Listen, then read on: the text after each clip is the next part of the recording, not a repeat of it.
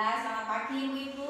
Selamat pagi. Alhamdulillah nggih saged kepanggih malih di pertemuan kali ini. Terima kasih sudah memenuhi undangan saya untuk hadir di pertemuan di bulan ini Ibu nggih. Tadi mau ke sini sudah pamit sama suaminya Bu? Sampun. Terus? Sudah dimasakkan bapaknya? Sampun. Sing dimasak bapake? Bu. Oh, segone. Oke. Terima kasih juga saya ucapkan kepada Bu Janatun yang rumahnya mau ditempati untuk pertemuan kali ini. Terima kasih Ibu nggih. Ibu-ibu masih ingat pertemuan kita seperti ini namanya apa, Bu? Lupa nggih. Biasanya ibu-ibu paling kayak mutane kok kumpulan ngoten nggih. Kumpulan atau pertemuan kita seperti ini namanya sekolah PKH Bu, atau nama lainnya P2K2. P2K2 itu pertemuan peningkatan kemampuan keluarga. Jadi ibu-ibu diberi ilmu, kita sharing-sharing informasi supaya kemampuan keluarga ibu-ibu semakin meningkat gitu. Ya Bu ya. Supaya ibu-ibu ingat, saya kasih tepuknya Bu, nanti ditirukan ya Bu ya, gerakan saya dan ucapannya juga. Ya Bu ya. Tip tepuk P2K2. Pertemuan peningkatan kemampuan keluarga. Nanti perpelukan sama teman di sebelahnya. Paham ya Bu ya?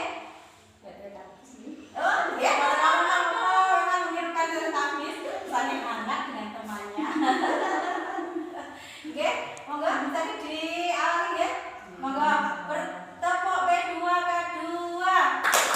Pertemuan peningkatan kemampuan keluarga.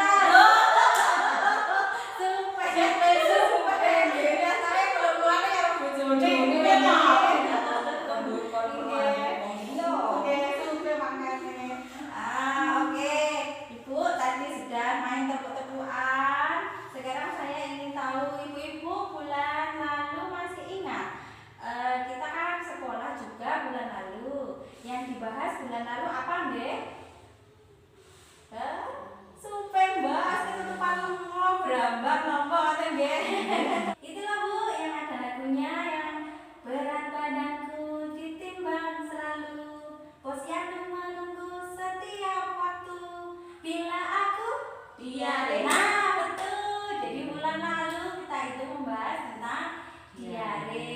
Masih ingat apa saja yang harus disediakan di rumah kalau anak sedang diare? Oh iya betul. Ibu harus ingat bahwa diare itu juga merupakan penyakit yang berbahaya untuk anak. Nah Bu, Ibu kan sudah tahu tentang bahayanya diare. Berikutnya Ibu juga perlu memahami penyakit-penyakit lain yang bisa saja diderita oleh anak. Kenapa toh Mbak? Kok kita harus belajar mengenai penyakit-penyakit padahal kita bukan perawat, bukan dokter, kan gitu ya Bu ya? Penting Bu ternyata punya pemahaman seperti ini supaya ibu-ibu bisa lebih waspada dan mencegah anak kita terkena penyakit.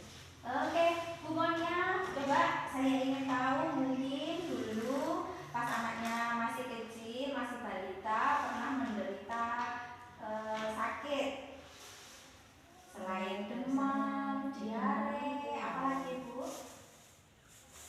Belum pernah ya Bu ya? Insya Allah belum.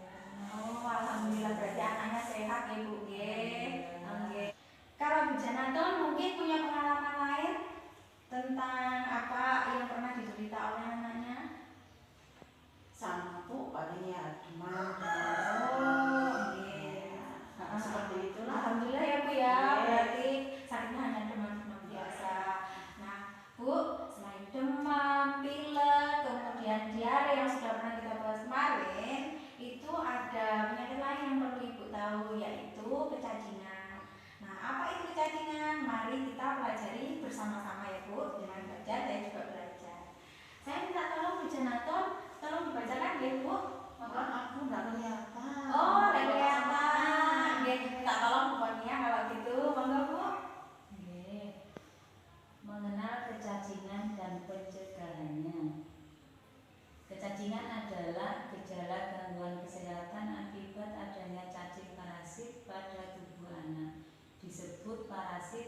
karena cacing mengganggu penyerapan zat makanan dalam usus. Nah, terima kasih Bu Konia sudah bantu membaca. Oke, kecacingan adalah gejala gangguan kesehatan akibat adanya cacing parasit yang berada dalam usus anak. Bu, bayangin Bu, ada cacing di dalam tubuhnya anak, sehingga nutrisi atau zat makanan yang seharusnya digunakan untuk tumbuh dan berkembangnya anak dipakai oleh si cacing, diserap oleh si cacing. Bagaimana jadinya si anak? Kan anak akhirnya tidak bisa tumbuh dan berkembang. Nah, itu Bu, makanya kita harus tahu dan mengenali apa itu kecacingan supaya anak kita terhindar dari kecacingan. Ngerti nggih Bu nggih? Oke. Jenis-jenis cacing. Apa sih jenis-jenis cacing yang dapat mengganggu sehingga anak itu dinamakan cacingan? Ada cacing gelang Bu. Ibu-ibu biasanya lek krungu gelang ngono seneng nggih Bu nggih. Tapi ini gelang yang tidak mengenakan, namanya cacing gelang. Kemudian cacing cambuk dan cacing tambang. Ini jenis-jenis cacingnya. Kemudian ciri-cirinya anak yang cacingan itu bagaimana sih Mbak? Karena ini yang diserang itu ususnya Bu, itu menyebabkan anak itu bisa lemes, kemudian nggak nafsu makan, kemudian perutnya bisa buncit, terus rambutnya merah. Nah, kalau anak ibu sudah ada tanda-tanda seperti itu, monggo waspada. Bagaimana cara mengatasinya dan bagaimana mencegahnya. Nah, ini ada di sini di flip chart. Pencegahannya adalah dengan cuci tangan pakai sabun dan air mengalir. Pastikan Bu, anak dan keluarga kita selalu cuci tangan menggunakan air mengalir dan sabun. Ibu-ibu biasanya dapat baskom, sekarang berpindah menggunakan air yang mengalir. Baskom boleh Bu, tapi dicebok supaya airnya mengalir, okay? Jadi airnya tidak dalam wadah itu saja. Engkau malah cacingnya oleh teneriku, ya Bu, okay? Potong kuku pendek dan bersih. Rajin potong kuku. Ibu rajin potong kuku. Kalian yogane masih ibu rawat nggih, anake kasih pulpeni. Gunakan alas kaki jika keluar rumah. PAP dan PAK menggunakan jamban sehat. Nah Bu, jamban sehat ini itu tidak hanya berbentuk WC atau leher angsa itu saja, tapi ada tempat penampungan seperti safety tank itu Bu. Jadi ada tempat pengolahannya. Kalau misalkan di rumah di dalam bentuknya WC leher angsa itu, tapi tinggal langsung keluar ke misalkan ke sungai, itu namanya bukan jamban sehat Bu, karena ibu masih mengotori lingkungan kita masih tercemar. Jadi nanti yang ibu-ibu yang mungkin masih punya jamban yang seperti itu, monggo diskusi kali suaminya, ngomong Mas, jadi badan nama ini jambannya boten sehat, ayo diganti jamban yang sehat, betul nggih? Karena bahaya Bu. Bersihkan bak menampung air dan tutup dan buang sampah pada tempatnya. Sampai sini ibu-ibu sudah paham? Paham nggih? Nah, berlanjut Bu. Ada satu hal lagi yang ibu perlu tahu mengenai kesakitan pada anak, yaitu ini tidak hanya terjadi pada anak, bisa juga menyerang orang dewasa Bu. Saat musim hujan begini biasanya di rumah ibu ada yang sering terkena penyakit apa itu Bu namanya Bu? Yang karena nyamuk itu loh Bu. Ada yang tahu? DBD. Nah, DBD itu singkatan dari demam berdarah. Demam berdarah. Betul semuanya. Jadi demam berdarah itu disebabkan oleh nyamuk Aedes aegypti. Maksudnya gitu. Oke.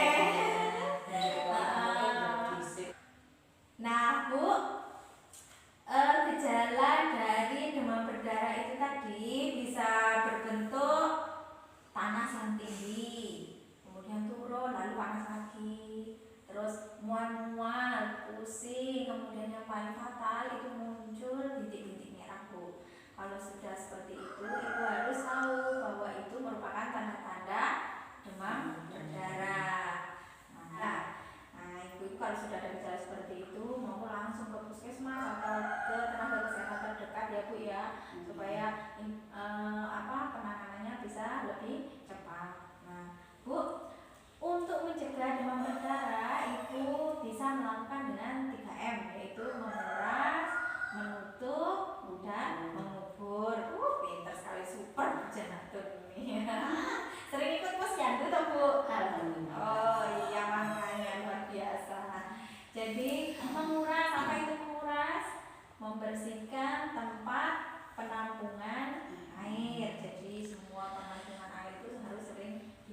Bu, biar nggak tumbuh jentik-jentik nyamuk. Kemudian menutup, apa yang harus ditutup Ibu?